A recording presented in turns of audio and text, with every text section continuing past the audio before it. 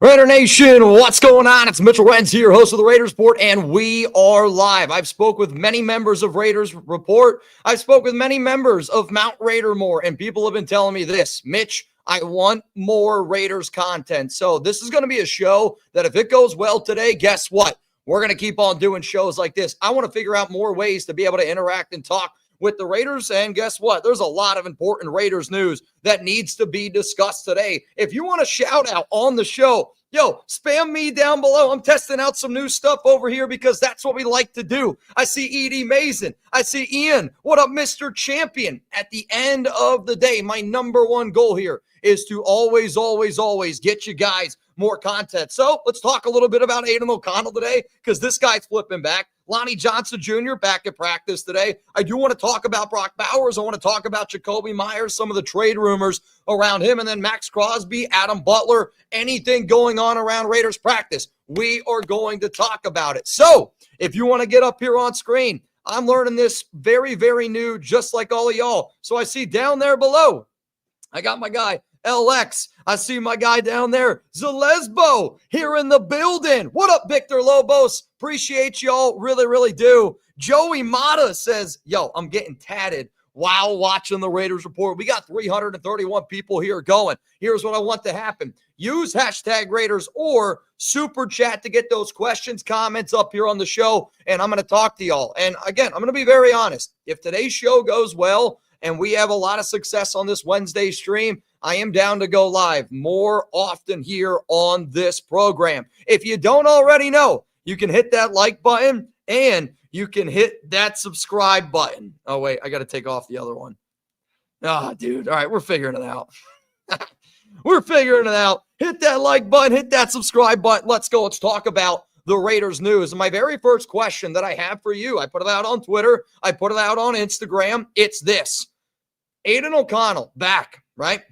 It's pretty crazy. AOC is back. My question to you is, who should be the Raiders starting quarterback? Should it be Aidan O'Connell? Should it be Geno Smith? Should it be Kenny Pickett? Give me your answers down below. And in the meantime, if anybody has a question that they want to get in, I hope that you get those questions flowing because believe it or not, it does mean a lot. So first thing that I see down there below, I see a lot of AOCs rolling in there from Joe, from Kevin, from Mark, from Brian. Let's face the facts here, right? Aidan O'Connell coming back. He had that wrist injury, was activated today, and technically he's got that 3-week window to be able to come back and play some football games, but he hasn't been out there since August. Fractured that wrist, finally is able to come back today. He's out there on the practice field, and depending on how the Raiders are going to operate with some of their roster moves. Now, yesterday I was talking about the Raiders were going to move on from Brian Asamoah. They took him off the practice squad. Justin Shorter was put on that practice squad.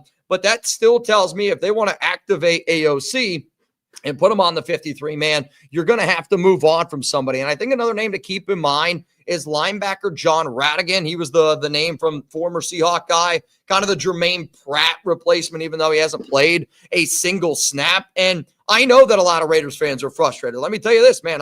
I'm frustrated just like each and every one of you are with how this season has gone. So I personally think that the Raiders are going to stick with Geno Smith this week. And I think if you were to honestly see a change of quarterback, I think that change at quarterback would come after week 10. Like in my mind, by them going out and getting Tyler Lockett, Geno Smith said today that Tyler Lockett is like his best friend. He's like one of his best buddies out there.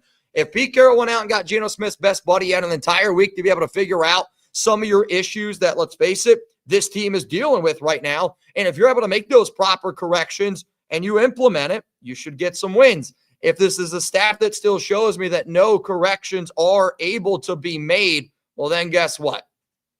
Then you probably make the change after week 10 against the Denver Broncos in a short week. Because think about how this next week's going to go. You got your week 2 game up against the Jacksonville Jaguars. Week 4, NFL trade deadline. Your NFL trade deadline, the Raiders aren't going to have too much time, I think, to make that quarterback change if they wanted to make one for Thursday Night Football against the Denver Broncos. And then if Denver game is a loss, if Jacksonville game is a loss, you're sitting there at 2-7. If you were to make a quarterback change, it would be when you have the longest time to get ready. So from that Thursday night to that Monday night up against the Dallas Cowboys, I think is when ultimately a quarterback change would happen. All right, I got a question coming in here from John Fallon. Reminder, use hashtag Raiders or Super Chat to get up here on the stream. And I'm going to answer questions, and I'm going to roll through the important Raiders news that you need to know. So the first topic we've already discussed, Aidan O'Connell. He's back at Raiders practice. I will go to the next topic after answering this question. John Fallon, hey, Mitch, did you hear the rumor about wide receiver from the Jags to trade for Jakobi and a second-round pick? Thoughts? I think the wide receiver you're talking about is Brian Thomas Jr., and super talented player. Quite frankly, I'm actually surprised that with all of Liam Cohen's success, all of, the Jacksonville Jaguars success, kind of surprised that Brian Thomas really hasn't gotten it going. Now, maybe it's because, they're trying to implement and they're trying to get Travis Hunter going a little bit more, which I definitely think is what they're trying to do. I mean, that was the big time pickup that they had during the draft. But in all honesty, I do not see the Raiders going out and trading for a guy like Brian Thomas. I also don't really see a wide receiver for wide receiver swap end up happening. And do I think Thomas could help out this team? Sure, he's going to have to get paid at some point. But if you're the Raiders, by going out and getting Tyler Lockett and the asking price of a second or third round pick, again, I don't think it's going to be wide receiver for wide receiver trade. The more and more rumors that are coming out, the more and more reports that come out, kind of makes me think that the Jakobi Meyers is going to end up staying with this team, which, again, man, I know that I predicted Jakobi to get traded, but at the end of the day, I am a hopeful Raiders fan, and I think that with Jakobi on our roster, we are obviously a better football team, from top to bottom. Let's go to another one here, and it's from VT Holmes. I'll say this, Hondo is going to put his stuff out there. I know you guys like to watch him. Personally, I don't watch anything from Hondo, but he was talking about scouts digging extra into Mendoza. How do you feel about Mendoza for the future? I actually think that he said that because I said that literally a few days ago, but I was told by a source a few days ago that, Mendoza should be somebody that at least keep in mind for the Raiders. And I said that because think about what Tom Brady has outlined. Think about what John Spytek has outlined, whether you look at it from John Spytek's book or you look at it from things that, Tom Brady has simply discussed and what it takes to be a successful NFL quarterback.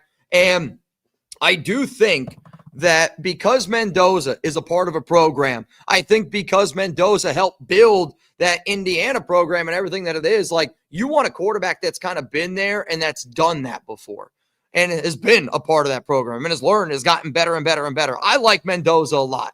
I know I talk about Mendoza quite often on this show. My question to all of you would be this. If the Raiders had the opportunity to draft a quarterback in round one, let's say you're in the top 5, would you do it? Y for yes and for no. The reason why I would sit up here and I would say type my Y for yes is for the simple fact of what's the one thing that we really haven't really tried to do, right? We fired coaches. We've brought in new OCs. We've brought in all these big name coaches and it hasn't worked. I think when you look at a lot of these young, innovative, young offensive-minded head coaches, let them go get one of their own guys, right? Instead of bringing in the Josh McDaniels and let McDaniels try to recreate the New England Patriots, or you bring in a, Pete Carroll and let him try to recreate the Seattle Seahawks, let's bring in a new, young, offensive-minded coach that can go out and get his own quarterback, and then why don't we build the Las Vegas Raiders? That's what I want to see. I feel like that's the only thing we haven't tried yet. Instead of bringing in retread quarterback,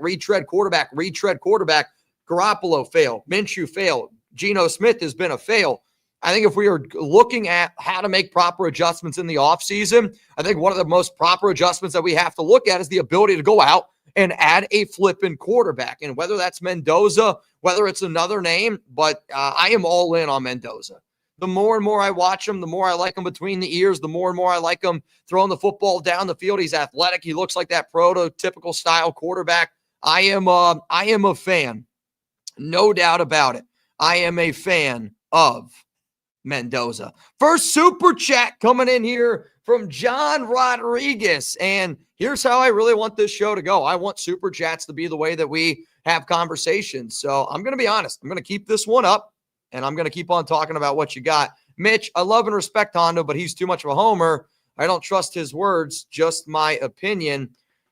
again, I don't want to sit up here and rip anybody that does basically the same job that I do. I don't think it's easy to be a content creator, especially around a football team that is not a very good football team. But I don't know, man. I know people like Hondo. I don't trust anything he says, and I don't think, anybody should really trust what he says. And it's just not a knock. It's just me always looking out for people that watch this show. And I'm always going to be honest with you. It's just me looking out for people that watch this show. And there is some interesting.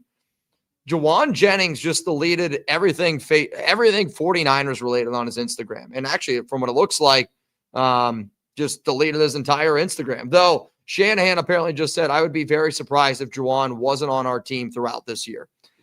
Trade deadline, trade rumors. It's crazy, crazy, crazy. If anybody has questions in terms of what players you want the Raiders to go out and get or other names that you could keep in mind, please don't be afraid. Let me know down below. #Raiders, or you can super chat. All right, let's go to the next important news bit here. And again, anytime important news happens, I want to be able to keep you guys up to date. And I wanted to be able to sit down and I wanted to just talk to you guys from top to bottom. So Lonnie Johnson Jr. Okay. For Lonnie Johnson Jr., he's back at practice. I anticipate that you're going to see him get some work in terms of that big nickel, which is some of the stuff that he did before the injury ended up going down. To toasty topic, I hear what you're saying. I don't trust it because it's not accurate, right? And that's just the God honest truth. A lot of the information we get, it's not very accurate. But in terms of Lonnie Johnson, another part about going into the bye and why you guys are going to see a video that I do tomorrow. The video that I do tomorrow, I think is going to get some laughs. And it's going to get some chuckles. But one of the biggest things that I want to see coming out of the bye is adjustments, right? Think about what we have seen so far from this Raiders coaching staff on game days and really in the practice field. I personally don't feel like adjustments have been made. Do you agree with that statement? Offense, defense, I want to see adjustments being made. So I think by getting Lonnie Johnson Jr. back, you have to make proper adjustments. And because you have to make proper adjustments, Lonnie Johnson's going to help you prepare for that. Also, though, the Raiders are dead last in the NFL in sub-package rate at 29%, which essentially just means they don't substitute guys in. We need extra bodies out there. We need to have the extra bodies from the first quarter, second quarter, third, fourth, so we're not getting totally burned out. That also hopefully means maybe we'll see more Darian Porter. You can kick Kaibu Kelly to the curb. But also the Raiders play third highest box rate, which they're putting a lot of guys up there in the box. That's kind of what Lonnie Johnson does.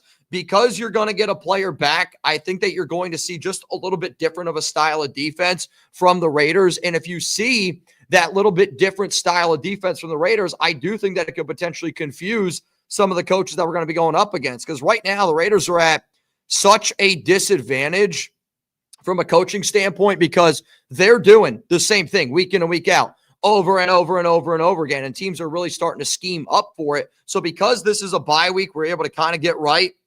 I think we're going to be able to make some of those proper adjustments. I trust your words because you have, when it comes to the team, again, I don't want to be an insider. That's not my goal, right? And I think a lot of times you got a lot of other people that are trying to be insiders. They're trying to do X, Y, Z. That's not my job here. My job here is to, at the end of the day, if I hear something cool and I want to share it with all y'all, that's what I'm going to do, right? I don't want to be a beat reporter. I get way more inside scoops than any beat reporter over there for the Raiders, and I'm not afraid to say it. It's why this show has grown the way that it has. But I get information and I share it with y'all because if I was a Raiders fan and I were to hear information, I would want to know. And it's really just as simple as that. But I appreciate people that tune into this people that tune into this show. But at the same time, I don't want to ever rip apart people that do this same thing that I do. It's not an easy thing to cover a bad football team. And I'll keep saying that. What makes it easy is the nation. And it's why I want to do more shows revolving around the nation. It's why I want to make more content that just has to do with what you guys have to say. And this has been a video or a type of video that many people from Mount Raidermore, many people that have watched the show for a long time have asked me to do. If y'all remember the old local days, it's kind of this type of, you're John. I don't need to drink a boot. I'll tell you that.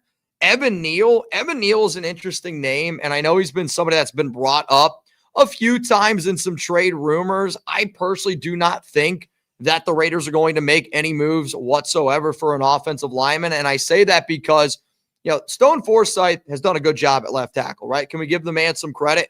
I actually think that he's done some good stuff. And I really, really, truly believe that. Also, Colt Miller got that extension. Hopefully he's able to come back this season. At right tackle, DJ Glaze has done enough to be able to, keep that job. I want to be able to say we're going to keep JPJ. They seem to like Jordan Meredith. Alex Kappa can go. Dylan Parham's going to go push rocks. But for Charles Grant and Caleb Rogers, you drafted those two linemen in the third round. To me, those are going to be the linemen that you look at in terms of who's going to step up next year. So I've seen Evan Neal. I've seen a few offensive linemen been linked to the Raiders in trade rumors. I would be pretty surprised if the Raiders traded for any offensive lineman. I think if they end up making a deal, it's going to be for somebody in the secondary. It's going to be trading away Jakobi, or it's going to be somebody on that defensive line.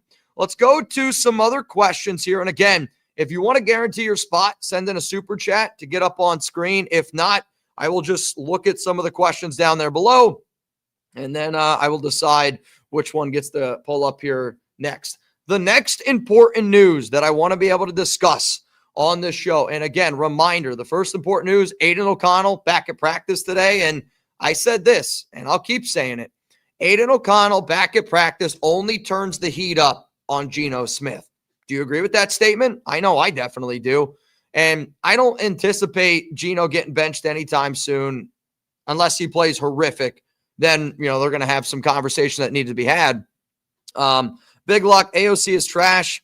I really actually don't think AOC is trash. I just think he's had a lot of different offensive coaches, a lot of different head coaches, and he's just limited. Like, if you respect AOC for what he is and for him being a good backup quarterback and a, very, very bottom tier starter, like probably would be the worst starter in the NFL. If you accept that, then you're going to be okay with what Aidan O'Connell can give you. If your expectations are too high, well, then, yeah, you're going to say that he's not any good. But back here to Brock Bowers now, and back to Geno. The temperature has been brought up, and it's been cranked up. And the reason why it's been cranked up is because Aidan O'Connell is healthy. And I was just looking at my live poll, which, hang on a second here. Trying to multitask. I don't have chugs, obviously. The poll that I put out earlier today was, who would you want the Raiders starting quarterback to be? Geno Smith's got 20.5% of the votes. Kenny Pickett's got 28% of the votes. Aidan O'Connell, 51.5% of the votes. The fans want AOC. And if Geno doesn't start playing well, I don't even think Pete Carroll fully understand the amount of, hey, man, I want to see AOC out there. And if it wouldn't even surprise me if they tried to trade AOC just to avoid all of those issues. Though Pete did say today that he felt like the extra quarterback competition was going to be a good thing. Only time is going to tell. All right, I got some super chats here that we're going to go through, and then I will get into the important news around Brock Bowers. Again, today is all around the important news that happened for the Raiders. I'm tired of JPJ getting screwed.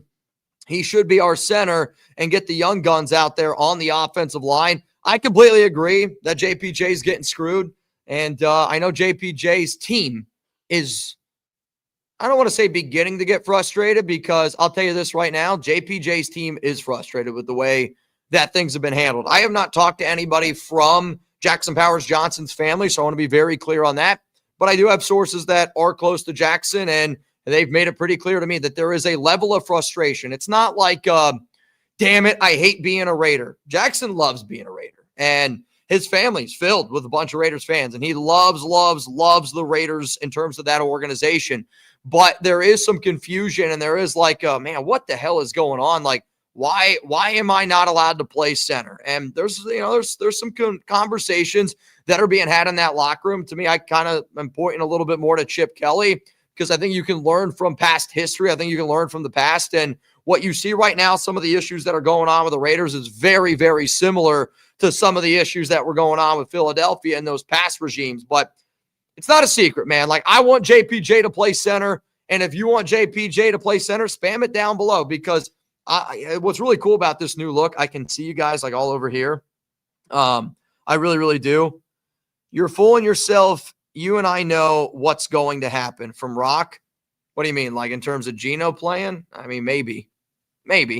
But I'm still a hopeful Raider fan, man. Like I hope Geno can figure it out, and I think all of us should. What's really disheartening, though, about the whole JPJ move, and this is something that I'll keep saying on this show, I keep feeling like this coaching staff cares more about being right than doing what's right. And I think because they set their mind at the beginning of the season of Jordan Meredith's going to play center and JPJ is going to play guard, instead of being able to realize that that's just not the right thing, they just keep doing it over and over because, again, they'd rather be right than do what is right. And that's pretty frustrating for me. I'm not going to lie to you. All right, let's go to the next super chat. We're rolling in here on the program. I see it's from 10 Commandments. What's up, 10 Commandments? Have you seen Gruden's 5-man projection video? I have not. I can watch it.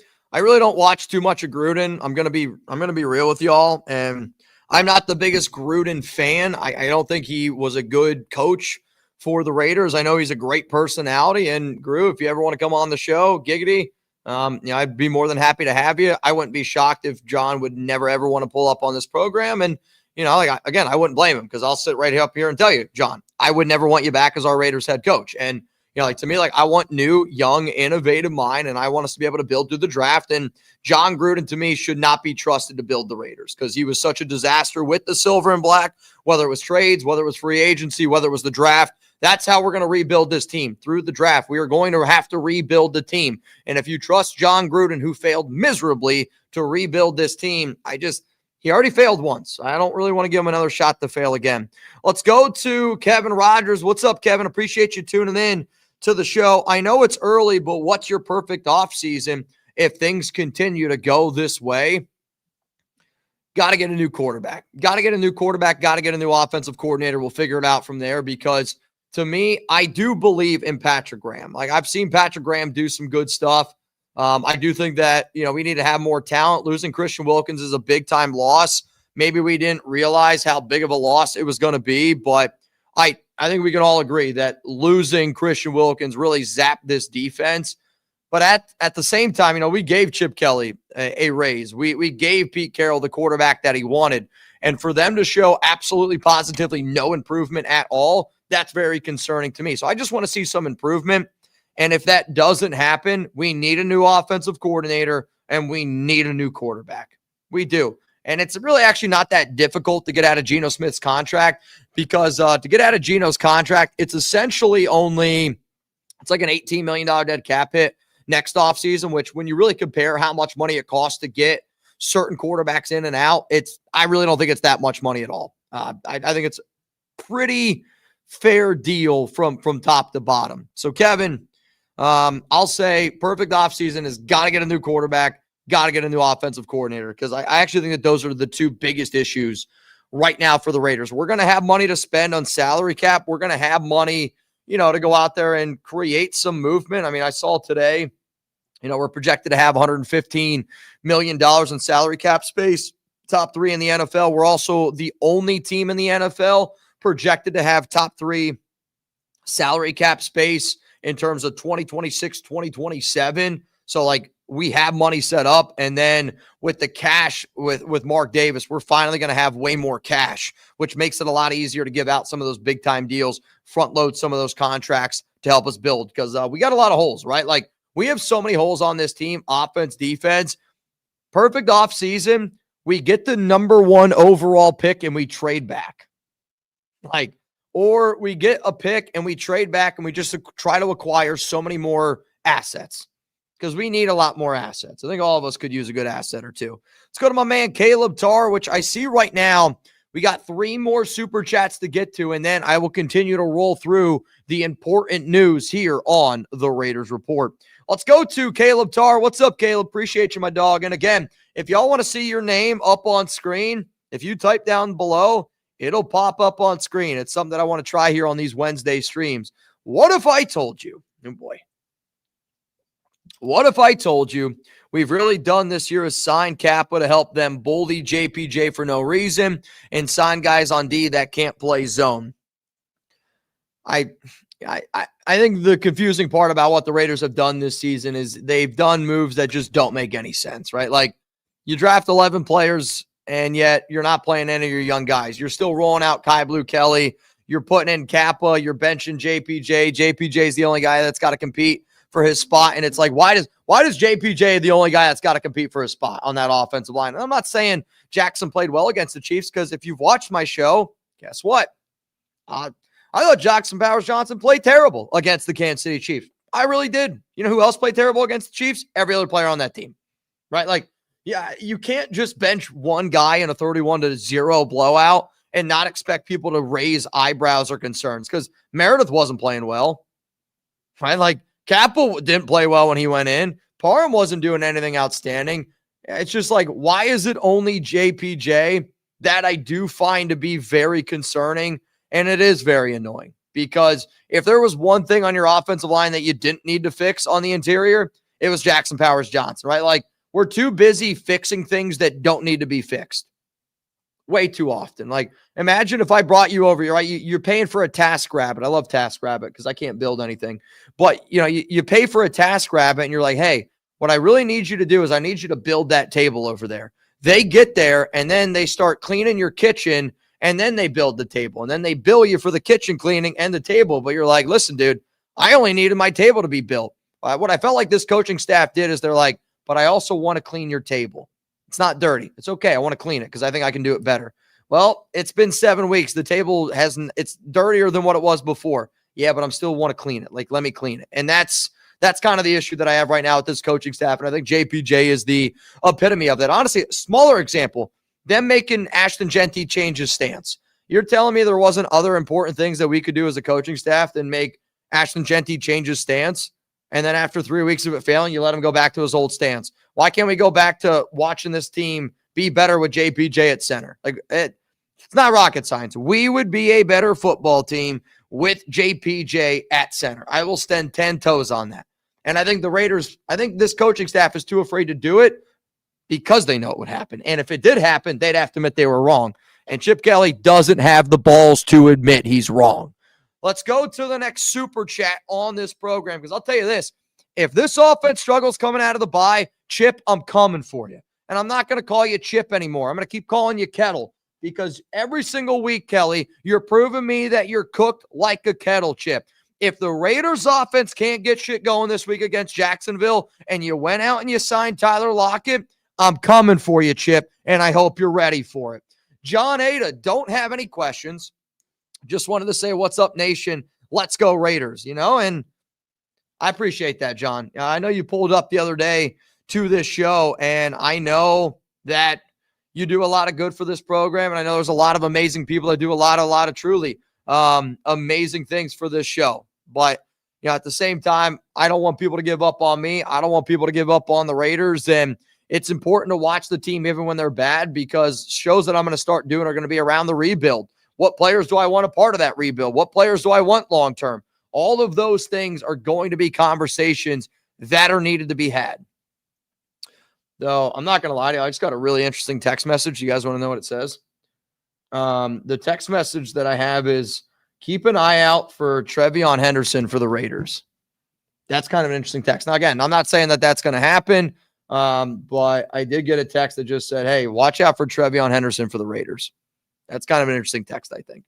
You call me crazy, call me not, but can I get a Raiders? What's up, man? Let's go to Gary Backus. Now, I will say, this is the final super chat that I have here on today's program. To the 707 people watching, if you enjoy this live show, I want to be able to do more live shows like this. So the way to do it, I hope you hit that like button. I hope you keep interacting with me down below. And if this goes well, I will be here every single Wednesday. Essentially what I told my bosses and what I communicated with Chat Sports about was like, listen, man, I like being able to do Monday Night Football, but sometimes I feel like I don't have enough time to do more Raiders content. So I might be doing less Monday Night Football, but you might start seeing me a little bit more often doing shows like this where Raiders news happens. Let's go live. Let's talk about it. And it's going to be laid back. No moving graphics. It's just you, me, Raiders conversation. Because I don't get me wrong, I love banging. I love putting down a beer here and there.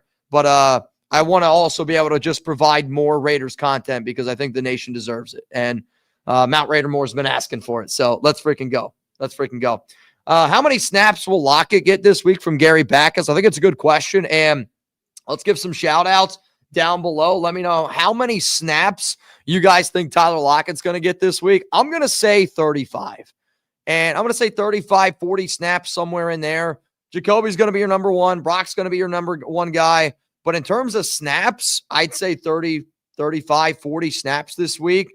If you're looking at like targets, right? Like targets is very different. I would say 4 to 5 targets this week for Tyler Lockett.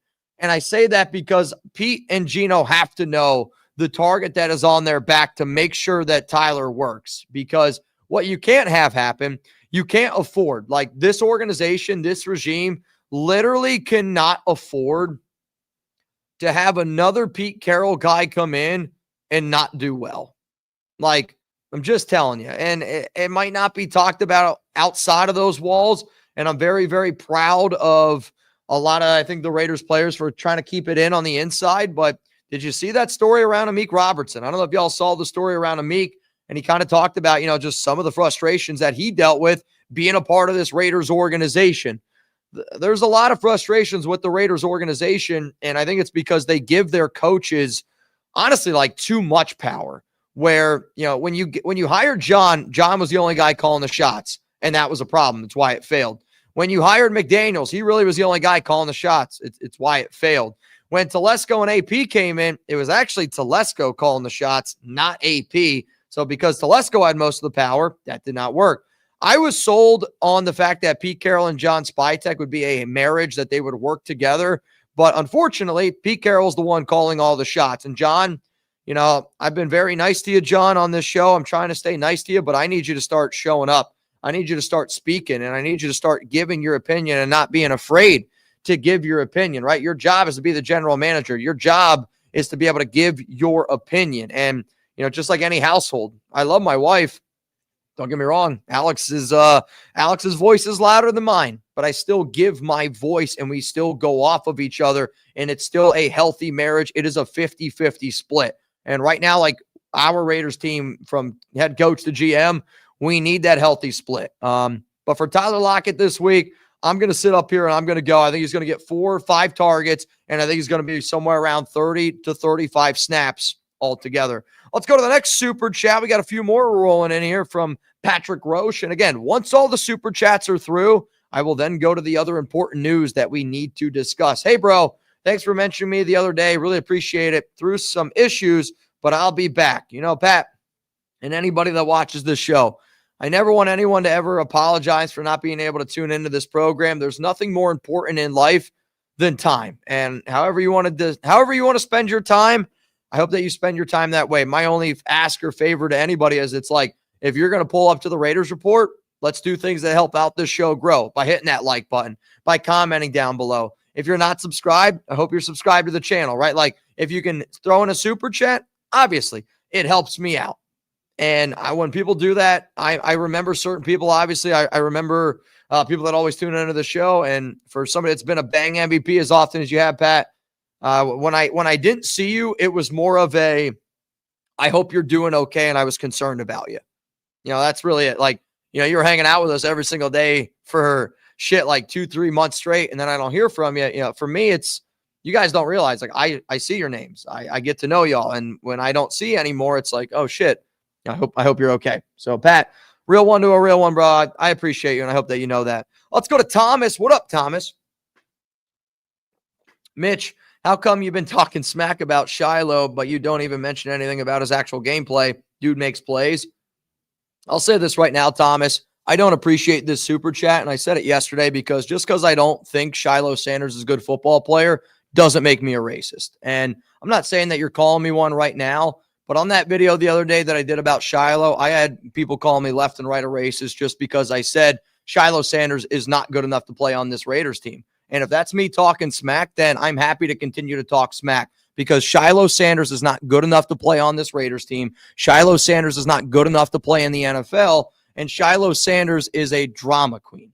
Like, I'll say things that are true, and I'll say things that have been told to me. You know, people that got mad at me about me saying my Big 12 Media Day story, why would you get mad at me and not get mad at Shiloh for doing that and for acting the way that he acted, right? Like at the Big 12 Media Day, like people can say it all they want. You go back and look. I'm the very first person to report that the Raiders met with Caleb Rogers, who the Raiders ended up drafting in the 3rd round. Do you know why I was the very first person to report on that? Because Chat Sports had a bunch of guys at Big 12 Media Day. Do you know why? Because it's 30 minutes up the road. So when my media guys go to Big 12 Media and they tell me, hey, Shiloh Sanders is being a real jerk the entire time that he's there, and there was an instance where somebody from Big 12 Media went up to Shiloh, they asked him a question, and he responded, I don't play in the Big 12, I don't play in Colorado anymore, I'm an NFL player, I don't have to respond to you.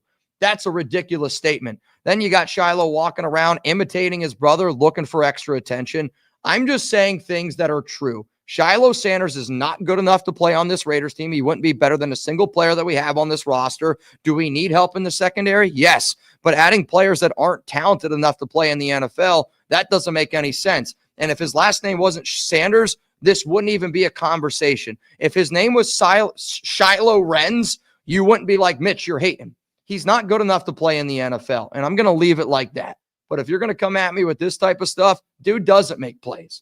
Tell me when he makes plays in the NFL. He got cut by the Bucs for a reason. There's a reason why nobody wants to give him a shot. And that's not even the biggest reason why the Raiders wouldn't do it. The biggest reason why the Raiders will never bring in Shiloh Sanders is because this regime, and this probably isn't the fair reason, but it's the truth. It's the same reason why they didn't draft Shedeur. They want you to buy into Geno, and they know if you bring in Shiloh, we're going to talk about Shedeur more, and we're going to talk about non-football things more. It's not what this team wants. So I'm going to leave it like that, but I'm not talking smack if it's true. If Shiloh's doing X, Y, Z, and I talk about it, that's not me talking smack. And if he has got a problem with it, Shiloh, I'm at Mitchell Renz 365. If you want to come on the Raiders Report to discuss it with me, I'm right here. You're trying to make headlines. You're trying to get on screen. I got an opportunity for you to get on screen.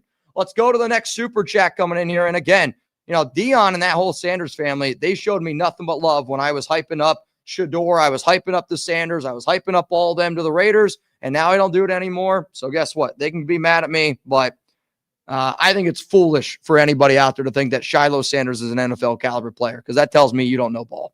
I want Marcus Freeman to be the coach.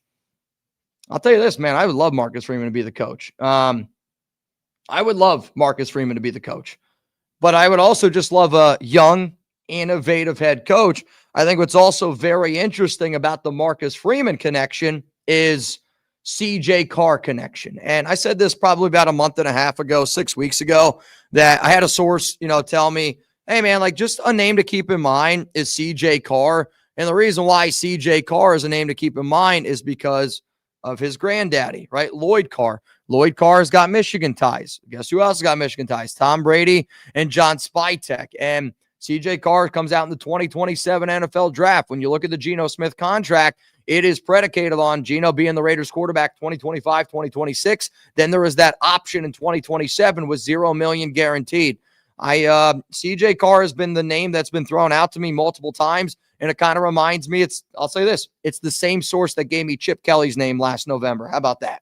Right? Like, people thought I was crazy when I was talking about Chip Kelly joining the Raiders in November. It was a name that I heard. I talked about it on this show multiple times. The person that gave me Chip Kelly's name is the same person that gave me the name on CJ Carr. So the Marcus Freeman hire, I would be on board with it because he is a young, innovative head coach that showed that he could build a program and might be able to bring his old buddy CJ Carr over. So I like it. I think it's interesting. But Mendoza, very, very talented quarterback. I think Sellers is another interesting option in that. Anything better than Geno Smith right now, though. I'll be clear. Like, you told me I can't even believe how excited I am that Aidan O'Connell's back. I can't, like, somebody the other day was like, Mitch, would you take Derek Carr back? I would. That's how bad it is. I would take Derek Carr back. To needs down below to Mateer, I also really, really love, and I mean that, really, really, really love Mateer. He looks a lot different, though, since that hand injury, right? Like, we can all agree on that. He looks a lot different since that hand injury. And maybe he just tried to rush it back a little bit. But Mateer, he's got it up here. Like, he's got that tough mental part of the game, which I think that you really, really need to have, especially if you want to be the quarterback of the Las Vegas Raiders. So let's go to the next one coming in here from Caleb Tarr. What's up, Caleb? Thomas, is Shiloh dressing up again? Oh, man, I don't even know this one. So I'm just going to go to the next one, Caleb. I'm sorry. Do you think Pete would draft the quarterback and still try to convince us Geno 7 is the guy for us? I just want a good quarterback. I actually don't have the answer to that of what they would do, because if Geno plays the way that Geno plays, anybody that's got a brain between their ears would say we should probably look for another quarterback option. But because Pete is just he's just got the beer goggles on for Geno, I don't know if that's going to be the case. I could see them creating excuse after excuse to figure out ways to make sure that he's still the Raiders starting quarterback, even going into next season. But, like maybe like they might look for a fall guy. And what happens if the fall guy is Chip Kelly, where they're like, oh, it wasn't a Geno Smith problem. It was actually just Chip Kelly problem. We got a new OC now, and now we're going to try to figure it out. Like, NFL teams do fall guys. And if Chip Kelly is fired at the end of the season, I'm going to say it means we're getting another year of Geno Smith. If Chip Kelly is still the offensive coordinator for the Raiders, then I would say then there is a better chance that maybe you draft a quarterback. But you have AOC, you have Kenny Pickett. They might already say they already have their young quarterbacks on this roster. I'll tell you this, though, again, I'm done with the Geno Smith experiment until he shows me that he is even kind, and I mean this, even kind of a good football player. I thought Geno would be, I said I had Geno ranked as my 14th best quarterback, and I said he has top 10 potential with this staff. Based on the tape that I saw in Seattle, like, that's a true statement. This tape that I saw in Seattle proved to me that he was a quarterback that has top 10 potential. But the marriage with him in Vegas and him and Chip Kelly has been such a disaster that there would be a part of me that wonders if we get an offensive coordinator that Chip Kelly is the worst OC in the NFL right now. I want to be very clear on that. Like, I do think that. I think Chip Kelly is the worst offensive coordinator right now in the NFL, and he's the highest paid offensive coordinator in the NFL. If you made a change at OC, I do think that we would have some improvement. How much improvement? That I'm not sure. What's up, Lash? Who'd be your next pick for head coach and college quarterback in 2026? The problem with it, I'll just say quarterback will be Mendoza if I got to pick from those. I want to look at, and I'm going to do more homework on these coaches. And I would look at potential guys like a Mike McDaniel to be the OC. Here's the thing, like, Pete ain't going anywhere. Okay. Like, Pete's not going anywhere, guys. He's going to be the Raiders head coach for this year. He's going to be the Raiders head coach next year. And that's just the way that it's going to be. So if we wanted to look at other options, like, I actually think doing a show on like potential offensive coordinator replacements for Chip Kelly would be the better route to go. But I still want to be able to sit back and look at, the entire picture of candidates. Because I'll be real, I haven't done the homework on it. I just know Pete Carroll hasn't looked good. And I know Chip Kelly hasn't looked good. Once the season's over is when I start to take a little bit more of a deep dive into some of those names. But just about I think anybody would do better right now. Like last year when I was talking about, the Ben Johnsons of the world. Like, I want a young Ben Johnson, maybe somebody from the Sean McVay tree. Like, the first thing I would do is I would go look at the Sean McVay tree. I would look at the Andy Reid tree. I would look at the Kyle Shanahan tree, and I would try to pick somebody from one of those trees because it's shown that it can work.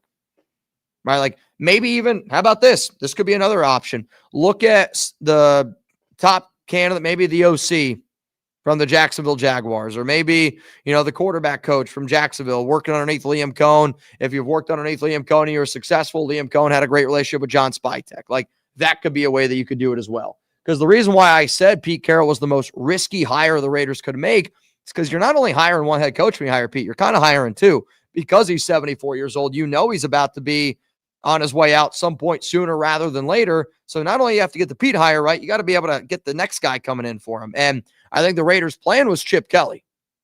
Because the source I had tell me like, oh, they're looking at him as a potential head coach. Obviously, they hired him as an OC. You hire Pete Carroll, you get Pete that 3-4 year option. I really think that their plan was Pete run the show, and then when Pete's gone, it was going to be Chip Kelly. I don't know how you could have any faith in that plan at all at this current moment, because I have no confidence in Chip Kelly right now. What's up, Chadwick? Mitch, have to leave the chat yesterday. Thanks for the cash for the duck race, Chadwick. How much did you end up winning? I don't even remember exactly, but 100 and maybe 210, maybe it was 100 and something dollars. I don't remember exactly, but Chadwick, congrats, bro. Congrats. Let's go to Bono. What's up, Bono? Let me see what we got here. Shiloh couldn't make it in the CFL because he's a drama queen. I'm only going off of things that my people told me that were at Big 12 Media Day.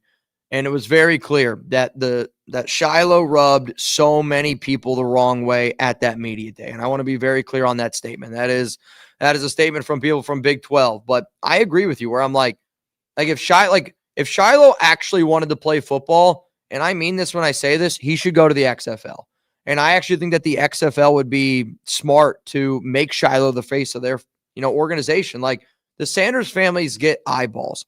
The Sanders, they're going to get attention anywhere they're at.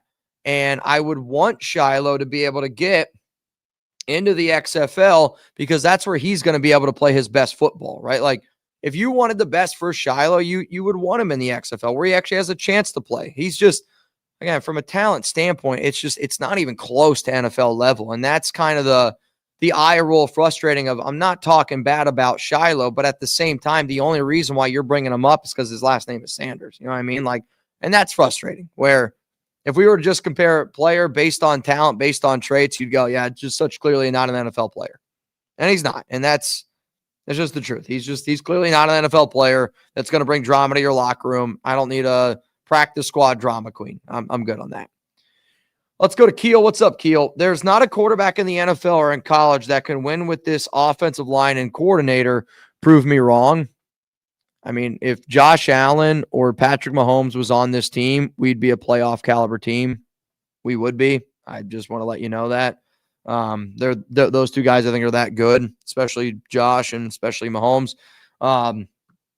The offensive line, though, has done better than what it gets credit for. And I think the offensive line was so bad in the beginning of the season that people now just kind of piggyback off that. And that's what they use to create the excuse for Geno. But Geno's got plenty of time to throw.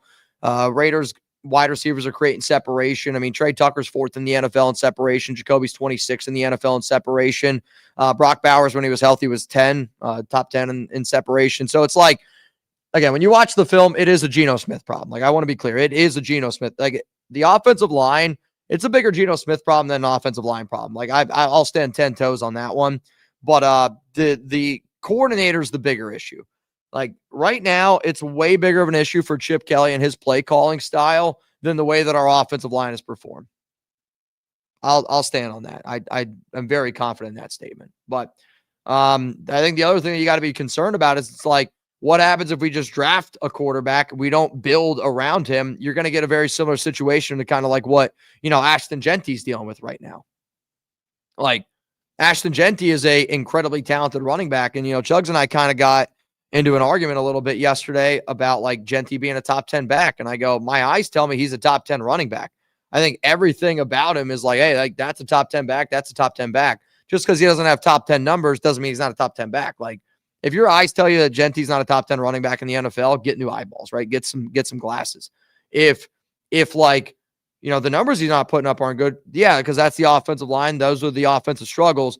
What I don't want to happen is the offensive line issues, the offensive struggles, for that to ruin a young quarterback. So I hear your frustrations, and I think that a lot of quarterbacks would struggle with Chip Kelly right now as their offensive coordinator. I do think that there would be some struggles, but to say that nobody could win, I tell you this right now. If Patrick Mahomes is the quarterback of the Raiders, we are a playoff team.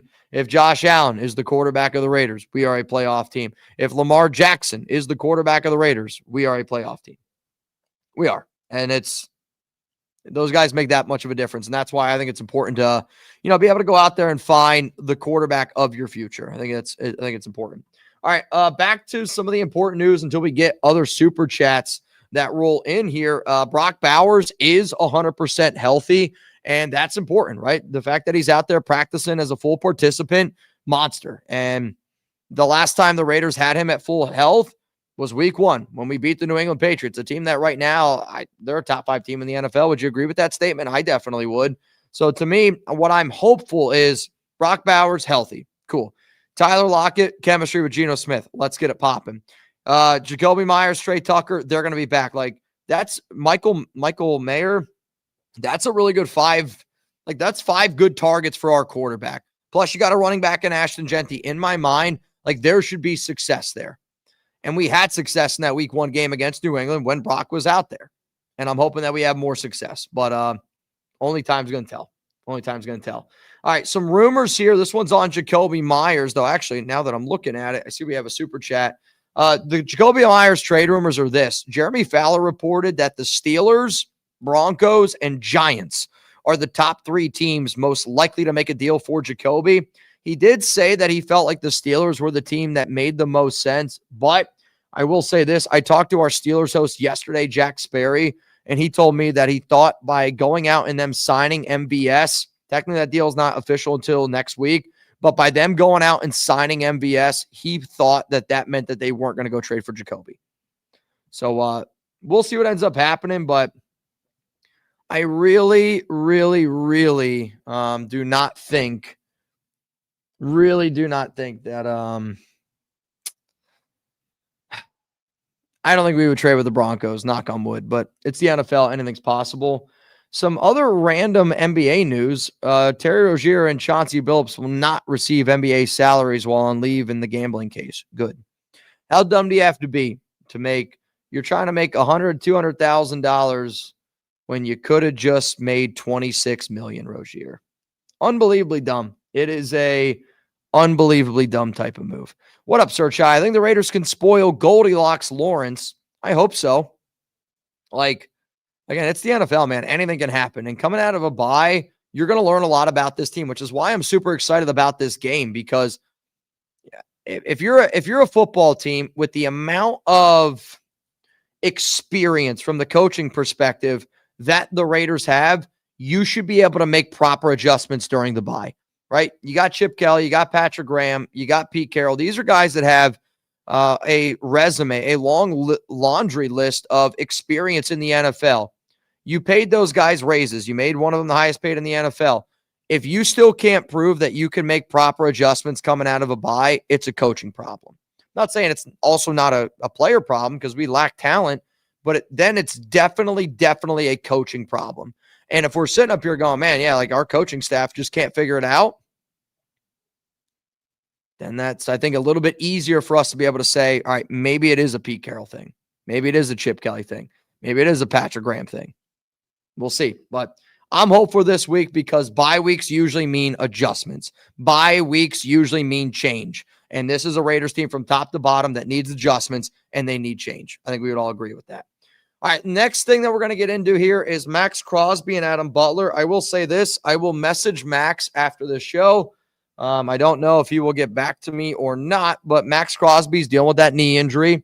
He's not practicing today. He's not practicing tomorrow. The Raiders are hoping that Crosby can practice on Friday. That is the hope. Also, it sounds like the hope is that Adam Butler will be able to practice on Friday as well. I don't think the Raiders want to rush these guys. They want to make sure that they're 100% healthy. They don't want to get into I'll call it a Brock Bowers situation where you might just rush them back 1 week too early, and it ends up being a weekly issue, and who knows, maybe a bigger issue down the line.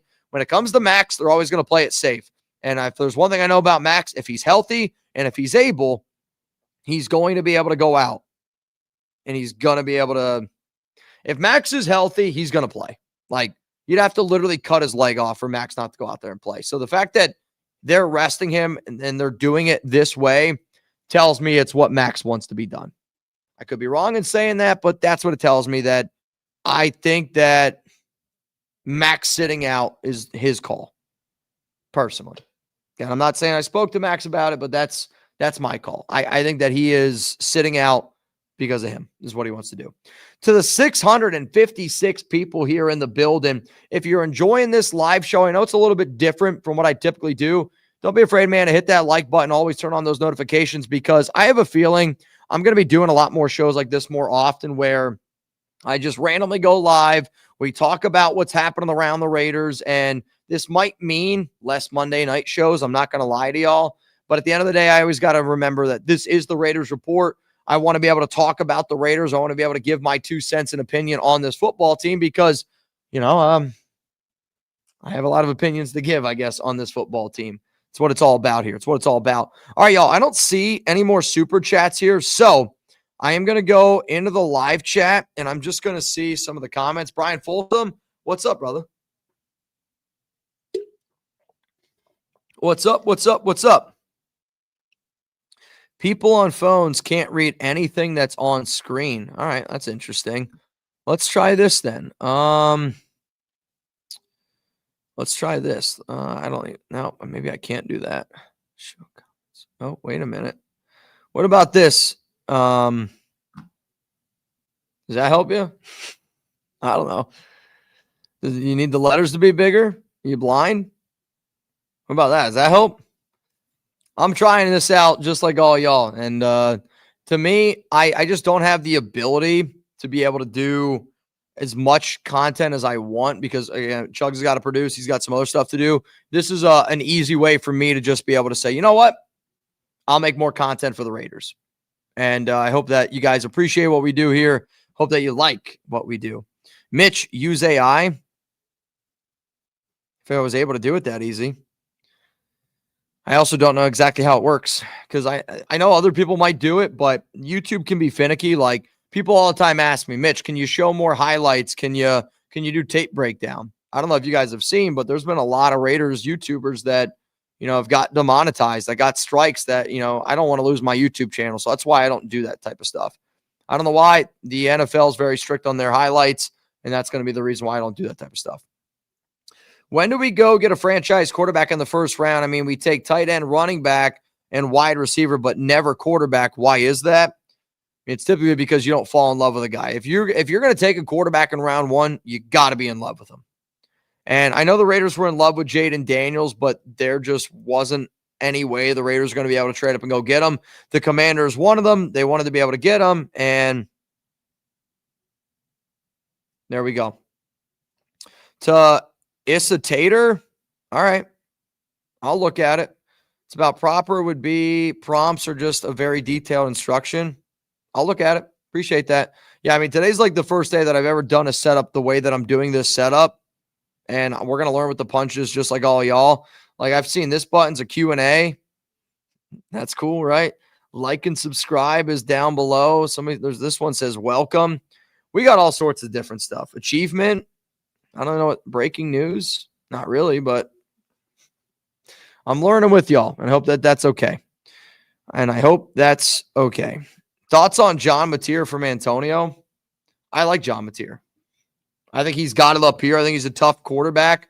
And I think you got to honestly respect his game, if I'm being honest with you. I think his game is – it's hard to debate because before the hand injury, you're like, this guy could win the Heisman.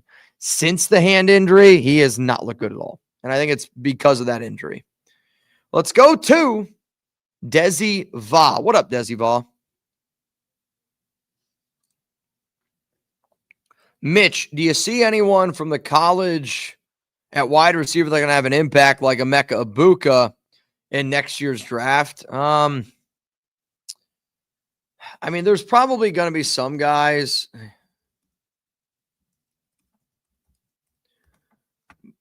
And I know I've been getting more and more and more questions around the draft. And if I had to guess, that's probably just because the Raiders are bad. Right now, looking at some quick rankings, I mean, Jordan Tyson is the top wide receiver. Mekhi Lemon is going to be a name. Carnell Tate will be another name I'll throw out there. From Louisville, Chris Bell. Denzel Boston from Washington. Zachariah Branch from Georgia. Like, I don't really start doing my Raiders draft analysis and my Raiders draft content until closer to April. And that's just the truth. You know, like, to me, when I make the amount of videos that I do, I want it to be around like this year, like around what's happening right now. I make content based off of what's going on right now. There'll be times where we'll look down the road. Don't get me wrong. But right now, I haven't done a lot of homework in the draft, but those were some names that I'll throw out there. Let's go to Ryan James, I believe you're next up here on the show. What's up, Ryan? I respect your opinion, but sick of PG excuses. 31 points to Kansas City, 40 plus to Indy and effing Mariota. DBs look lost. PG reminded me of another PG we had a few years ago. Yeah, Paul Gunther running that cover 6. The problem, though, like, it's not Patrick Graham's defense. Like, can you tell all of the differences from last year's Patrick Graham defense to this year? If the answer is no, like, that's concerning to me because the Raiders are running a lot more cover 3. They're running a lot more. Like, PG's defenses are very much predicated on, like, bend but don't break. And they're kind of doing an element of that, but also, like, they're playing a lot of just safety high. They're not mixing and matching guys like we saw in years past. They're not substituting players in like they have in the years past. So, like, yes, there are some frustrations from Patrick Graham, but Patrick Graham's defense is not Patrick Graham's defense. It's Patrick Graham trying to run Pete Carroll's defense. And Pete Carroll literally is trying to recreate the Legion of Boom. Like, you can't tell me otherwise. The way he's playing guys, it's exactly the way that he was playing Cam Chancellor, Earl Thomas, Bruce Irvin. And it's like, we don't have Earl Thomas. We don't have Cam Chancellor. We don't have, Bruce Irvin. Like, we don't have these players. Like, just because it worked for you at one time doesn't mean that you can put that square peg into that round hole. And that's what this regime's just continuously trying to do over and over and over and over again. But I hear you. I'm also frustrated with PG. I'm also frustrated with Patrick Graham. But Patrick Graham also lost his second best defensive player this season in Christian Wilkins. And Patrick's not the one that makes the calls on who plays on defense or not. That's all Pete. And because Pete calls those shots, I think Pete's way more to blame with the Raiders' defensive struggles than Patrick Graham. What up, Mel? Is JPJ and Crosby trade value higher now in the upcoming offseason? And is Meyers a free agent this offseason? Do I think JPJ and Crosby trade value will be higher this offseason? JPJ, no. Maxx Crosby, yeah. And it's because Max is always going to be a valuable asset for any team that's out there. And if the Raiders are bad again, people are going to know that, hey, he might want to be dealt. In terms of JPJ, though, because JPJ was one of your best offensive linemen last season, and this year he's been kind of clearly like phased out a little bit, you're not going to get nearly what you would have got last offseason. Jakobi, free agent, yes. Jakobi will not be back with the Raiders next season. Like, the only way he's coming back is if the Raiders offer him a bag.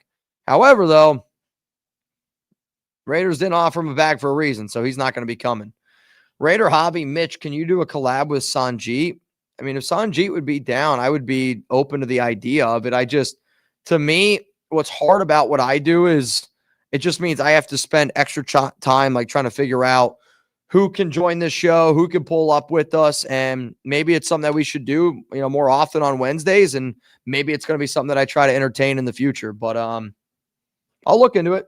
I mean, hit up Sanjeet, tell him, say, hey man, join the Raiders Report. Because if I did this on StreamYard, Sanjeet would just go live from his channel, and I would just go live from mine. But the only problem with that is I can't tell him what to do on his channel. But I wouldn't want people like there can't be any music in the background, no highlights. Like, it's not going to be anything like that. So it's just got to be work. It's got to be able to work for both of us. And I don't know if it will work for both of us. But Sanjeet's my guy. To me, I'll say this: there's probably really only a handful of people that I would say are like my friends in this industry. I used to have more friends. Unfortunately, I think some of them backstab me a little bit. It is what it is, and I get that's just how sometimes this industry goes, and I get, jealousy and all that other stuff plays a part in it, and I'll just roll my eyes to it. I hear it, I see it, but like my other concern about doing that is I helped out a lot of young content creators that now do this full time, and they gave me a big old middle finger and they spat in my face. So I'm always like a little bit hesitant to bring people on this show because I know it creates an avenue for people. And Sanjeet would be somebody that I would do it for because Sanjeet's a real one. He's always had my back. But you also just got to understand, I've been burnt in the past, and I don't want to be burnt again by people that I did nothing but show love and help create an avenue for them to be able to do this full time for a job. And for them to give me a middle finger for that, again, that's more of them, but it is what it is. So I would like to be able to get more hosts. I hope that you guys just know that. Charlie Brown. Charlie Brown. What's wrong with Charlie Brown? I got no problem with him. Sanjeet promoting health products. What's wrong with that? Honestly, Wi-Fi is not the guy I was talking about. So to be honest, I forgot that guy was even alive. I haven't looked at anything that guy's done in years because you couldn't even, if he makes content still around the Raiders, good for him. Because I'm shocked if that was the truth. But no, I'm not talking about him. All right, let me see some other questions here flowing in. What do we got? Will Plunkett, Hall of Fame, potentially. Toasty Topics. What's up, man? Jammer. Mitch, you think Pete brings back any coaches at all next year besides his son? I would imagine yes, right? Like, if you're the Raiders and Pete Carroll is going to keep, like, how do you make the argument that Pete deserves to keep his job and yet nobody else deserves to keep their job, right? Like, you can't be Pete Carroll and just say, oh, Geno Smith's going to be fine and this and that. But sorry, I thought there was a bot. I was trying to figure it out. I think they end up bringing their coaches back, and it's only because I don't understand how you make the argument of I get to keep my job, but nobody else gets to keep theirs. That doesn't make any sense to me. I really, really think that we're going to be keeping this regime from top to bottom. Now, if they want to make a scapegoat, that's where Chip Kelly, that's where I think Tom McMahon could potentially be interesting names to keep as a scapegoat. What's the important news from Ray Mulligan? I'm glad you asked, Ray. So the important news today, first off, Aidan O'Connell is back, which that's going to be a lot more pressure for Geno Smith, and it's going to be more pressure, honestly, on Pete Carroll. And I don't think Pete fully realizes how much pressure he's about to be under because Raider Nation wants AOC to start over Geno Smith. I put a live poll out on Twitter, and it's 50% of the votes for Aidan O'Connell, 20% are for Geno Smith, 28 are here. Though, Toasty, I'm not going to lie to you, man. One of the people that you mentioned are somebody that I will not have on this show. So, one of the people that you mentioned, one of the people that I'm talking about. So I'm going to delete your comment. I appreciate you watching this show, but one of the names that was on there will never, ever be on this program. That I promise you, because he backstabbed me. He gave me a big old middle finger. I helped him make his full-time job, and he doesn't appreciate it. And you know who you are. You know where to find me. I'm not hiding from you. So, yeah, it's all good. Again, I wanted you to know. Like, I don't want me to – I deleted your comment. I don't want you to think that I'm doing that because of something you said. I'm being honest with you, right? Like, I think when you do this, the job that we do here, we're all about, creating a community. I want to be able to create a community. I tried to do that with certain people. And again, pride, jealousy, whatever the hell it is. It's just, unfortunately, it got in the way.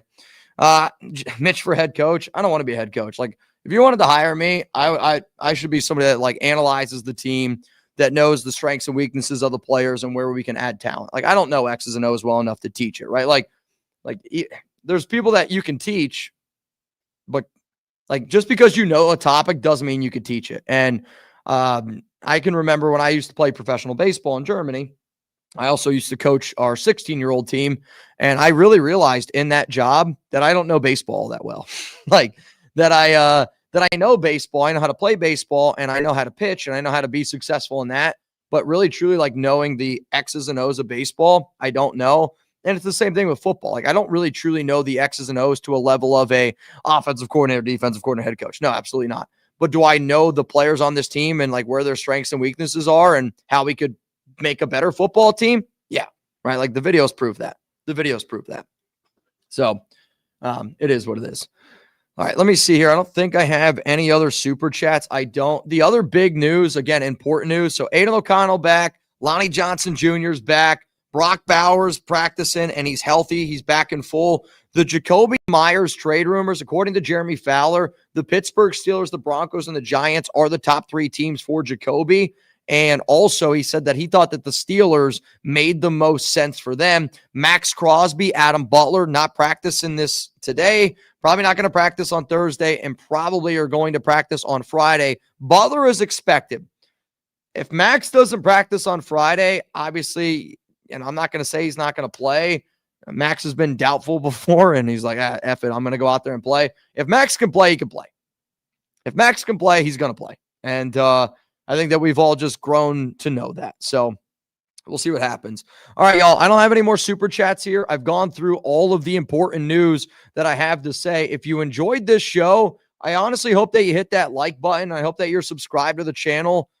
This is something that I would like to be able to do more often. I know I go live every single Tuesday. I know I go live for every Raiders game day, and I know I go live every single Thursday for Thursday Night Football.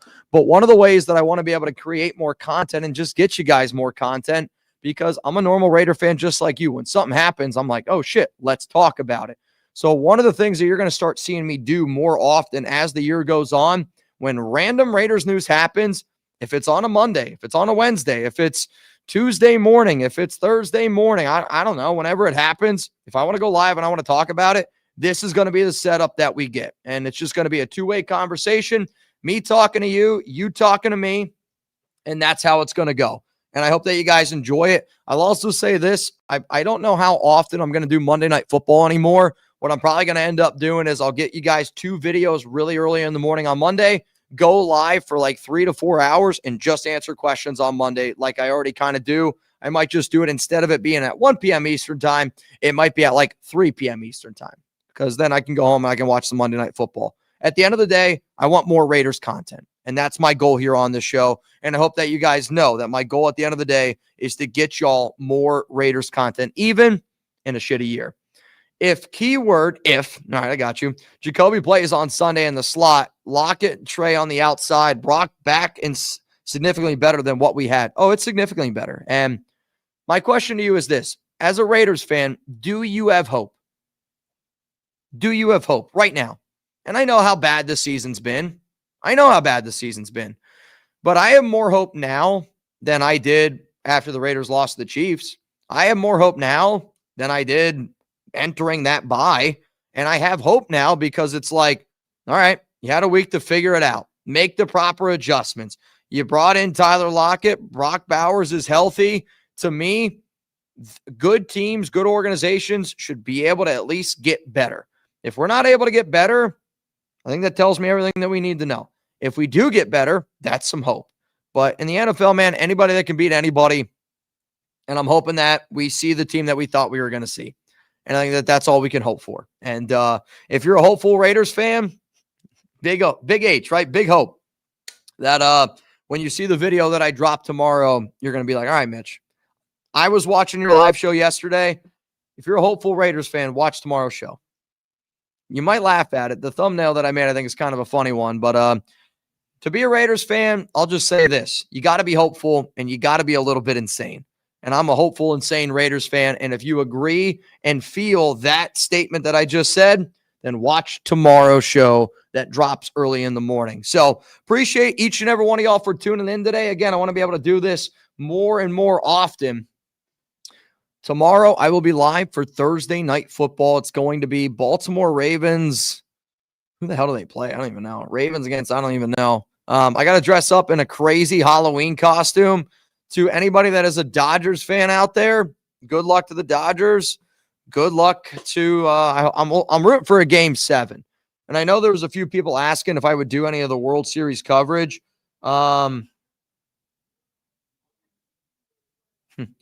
Somebody just texted me about me coming out to Vegas. I don't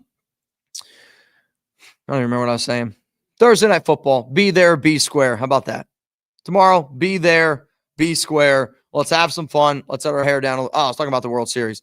I probably won't be doing any of the World Series, and that's only because Alex and I were going to be spending some time with her family this weekend.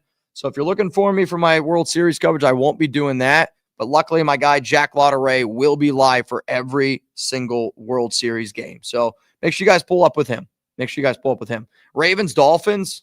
Yikes. Yeah.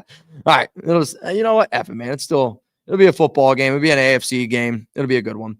All right, y'all. Peace out. Enjoy the rest of your day. I will see you guys tomorrow live for Thursday Night Football.